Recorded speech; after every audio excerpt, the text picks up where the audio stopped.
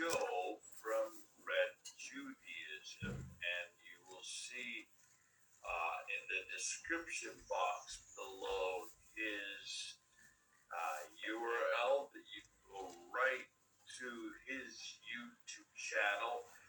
Joe is a friend, Jewish friend who has been on board with us here at Fender Films before. I think the last time Joe came on was back in July of 2021 when he came and did a terrific unpacking of not only looking at the origins of Islam, but also looking at the Jewish influence in those origins. And he's come back to continue with that same type of theme, but more specifically, he's going to be looking at what became the Quran, not what is the Quran or what we see in our hands today. And we're going to be doing a series of episodes, the Umayyad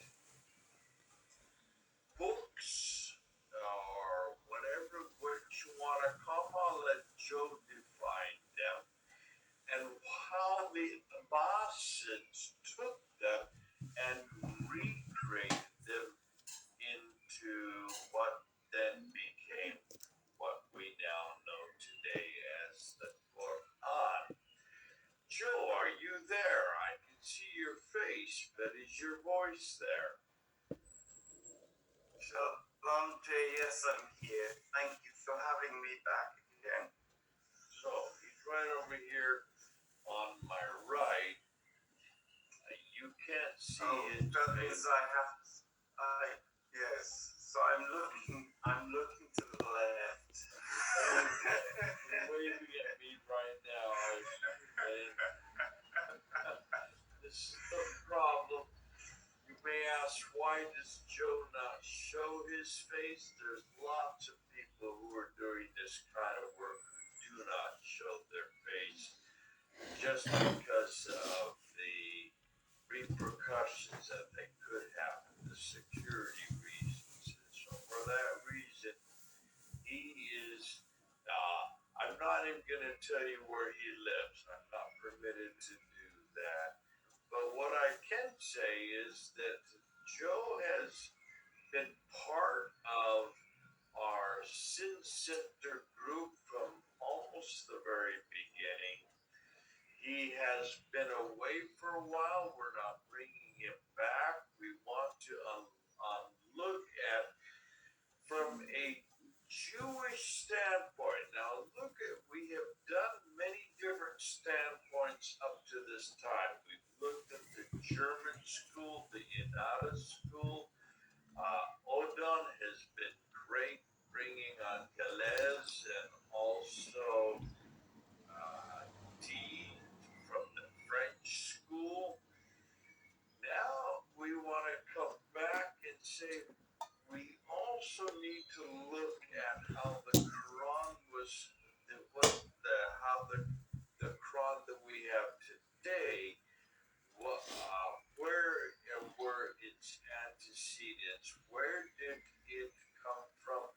And to do that, I've asked Joe to particularly unpack this side of it from it, because he has a whole different background, a Jewish background that we don't have. I don't have that background.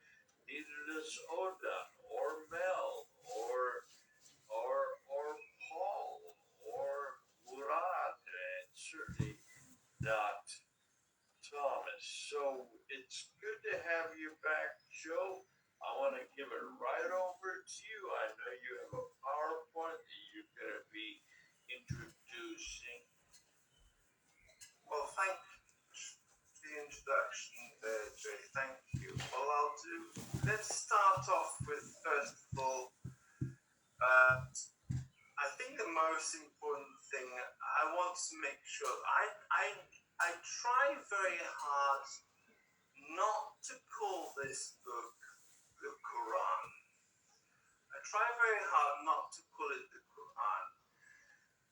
I would prefer to call it the Umayyad texts because I want to hammer home that these texts originated in Umayyad times under Umayyad influence, and the Abbasid religion did not exist at the time that these texts came about.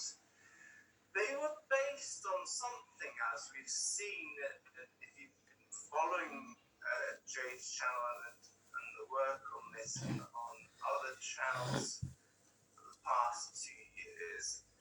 These texts definitely had a Christian origin, but were redacted and changed, chopped about, edited, censored, rewritten in different dialects, and so many different versions of it came about. I think ultimately, according to the standard Islamic narrative itself, confesses that I think about 700 of these texts came about in the end, and were finally whittled down until in 1924 they chose the Cairo 1924 Hafs version, which became the most popular version of the Islamic Quran around in the world today. But that history really kind of that history of what this book has gone through really sort of makes us wonder what did it originally look like before the Abbasids got their hands on it. And that's why I want to refer to it as the Umayyad texts before it became the Islamic Quran. Although I probably will slip my tongue every now and then and refer to it as Islamic Quran because it's extremely difficult to keep that in mind. But I will try to refer to it as Umayyad texts. So when you hear me saying Umayyad texts, I'm talking about the Islamic Quran as you know it, but I'm trying to get the picture that it's something earlier, something more sort of unadulterated to get it back to its sort of origin in a certain sense. And we know that it was quite different. We've got those Sanam manuscripts, we've got the Birmingham manuscript, and the most important source properly for this is actually the Dome of the Rock itself, where it has a few surahs, passages or ayats there, which might have been the original form of one of the surahs, which is no longer in existence in the Islamic Quran. That might have been the original surah, for example. Maybe it might have been Surah Isa ibn Maryam or something, which is a lost surah. But the Abbasids say that what remains, according to the standard Abbasid narrative, they say what remains is only 1/3 of the original Quran. So, what is it? So Just let's on get this back point, Joe, Yeah. just on Yeah. this point, uh, you did mention the Birmingham folios. Those are the two folios that became publicly given out to the public in 2015 from Birmingham University, that really are only 2 pages front and back of Surah 18. What now today is 33 verses out of 300 verses from Surah 18, 19, and 20. So even that is pulling out parts of, and all of them are antecedent to Islam. So these would be borrowing. So you're saying that you would be surprised if we do find a lot of these texts, even if we came across manuscripts like the Birmingham folios, which I'm more than willing to say, if the carbon dating is from 568 to 645, 568 to 645, we're talking about mid 6th century up until the mid 7th century. If that is correct, then these would be part of that material, corpus of material that existed in the 7th century. Interestingly, all of those 3 stories, the 7 sleepers of Ephesus, the story of James the Lesser, and of Moses, those are all antecedent to the Quran anyways. So we would not be surprised, what you're saying, if these stories, or even what Abdul Malik put on the Dome of the Rock, those references to Surah 112, chapter 4, verse 171, chapter 17, these were introduced into the Quran by the Abbasids later on, but it's not a surprise that they would be on the Dome of the Rock, is what you're saying, because this is part of the corpus of material that existed. You don't want to call it the Quran, but it eventually became the Quran.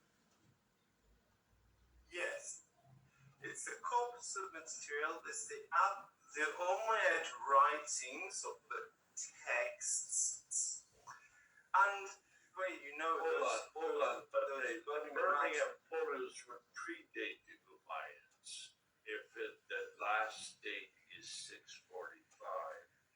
Well, they say that Uthman is essentially part of the Umayyad family, so I'm including that sort of idea in there. But or whoever was alive at that time, I mean, we don't know. We know that there was a king of Tajikistan at that time. It might have been the one they refer to as Abu Turab. We don't know. But there was some king. Nonetheless, the text would have existed quite proliferated in Arabic at that early period. That would not be surprising. Yeah, I'm not surprised by that. And the language, when we say in Arabic, I was like, whoa. No, let's not call it Arabic yet. I would say it was a Judo-Arabic dialect, and if anybody's interested, you can Google Judo-Arabic and you can find articles on it. And you'll see there are plenty of Judo-Arabic dialects out there. It's basically what we would say from a Judaic point of view, intelligible Arabic, not just standard Arabic, classical Arabic, common Arabic. It's an Arabic which is Judaized. It's an intelligible Arabic. If you imagine like Yiddish is like a German which is intelligible for Jewish people. It's got a lot of Hebrew words. It's got a lot of Aramaic words. It's got a lot of figures of speech and colloquialisms which are specific for the Jewish people. The same, they have the language called Ladino, which is the Sephardic language of Spanish-speaking Jews or Mediterranean Jews. It's basically based on Latin. And again, it's got a lot of Judaisms. It's got a lot of Aramaic, Hebrew, and other sort of terms in there. Even Koine Greek, which the New Testament is written in, the New Testament writings, this language is actually the Romanian language. We call it Yavanite. It's actually a Judo-Greek. It's not classical Greek. And it's still the language of the Romanian Jews until today.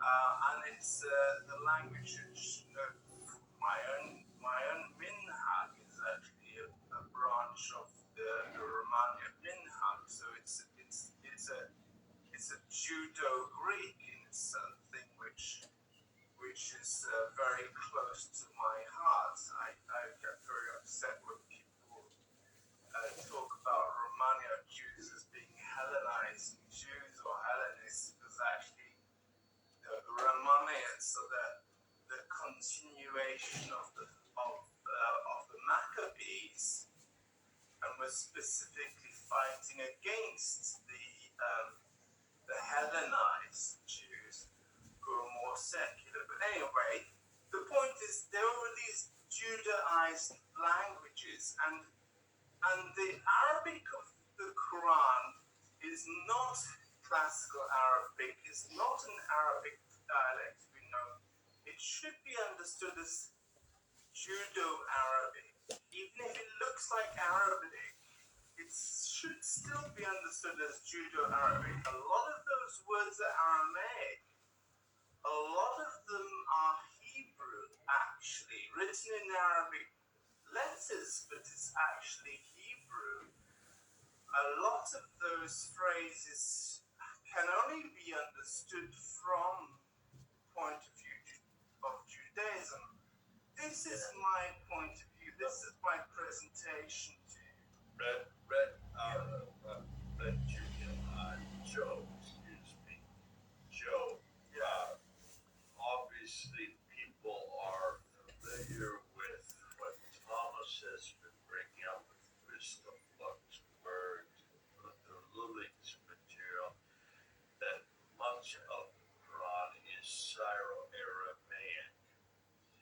And Syro-Aramaic in the Christian standpoint, that these are Christian texts, these are Christian lectionaries, hymns, homilies from 5th, 6th up until the 7th century. You're saying that this Judo-Arabic is similar to Syriac Aramaic, Syro-Aramaic? Is it much on the same category? I'm talking about what we end up with, say, looking at the Birmingham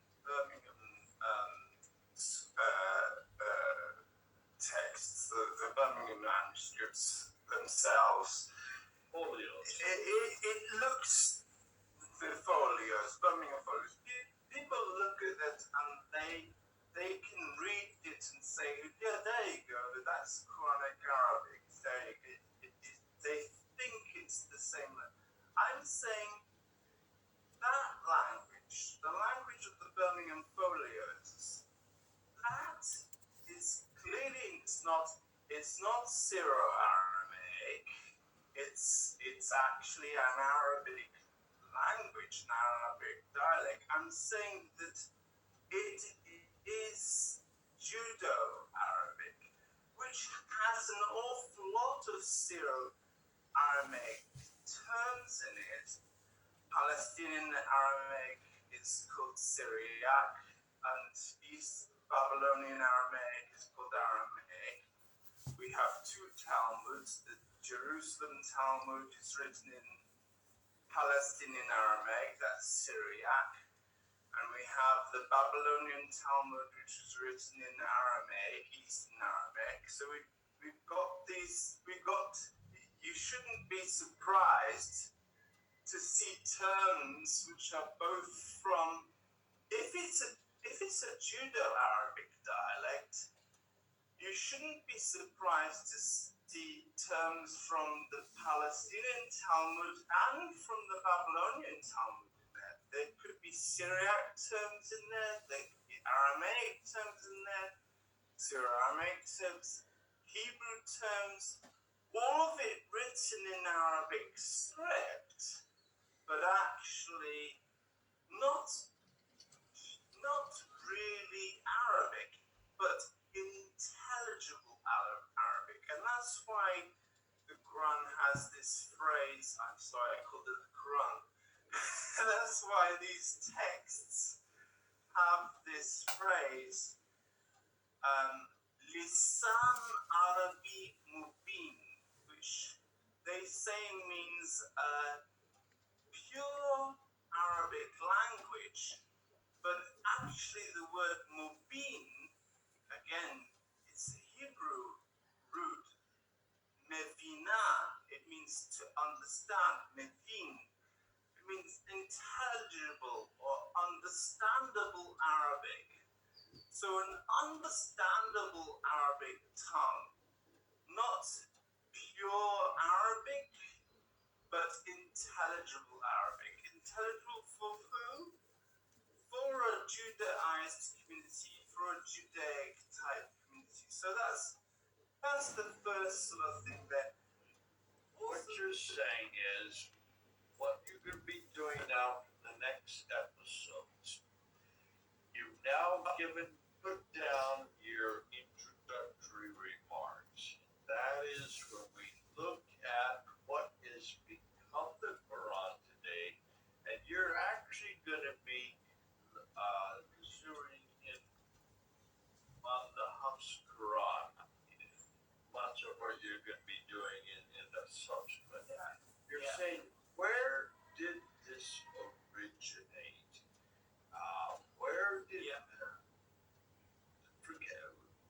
forget about all the other derivations, the other qira'ats. Let's just talk about the one that we have in our hand today. You want to go back and you want to see where this is the Abbasler Quran. Let's call it for that for now.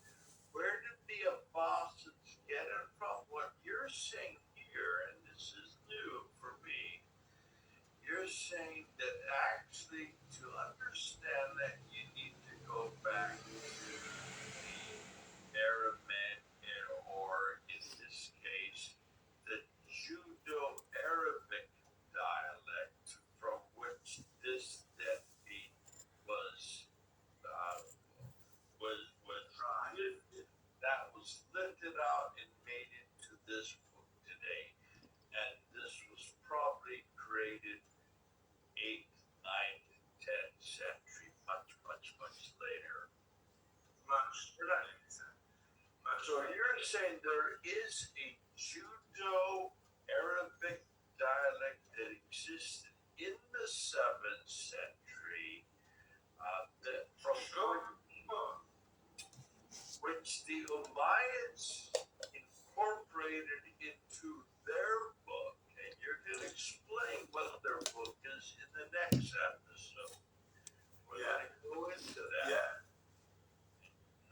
next episode, you're going to now say, what is that Mayan text?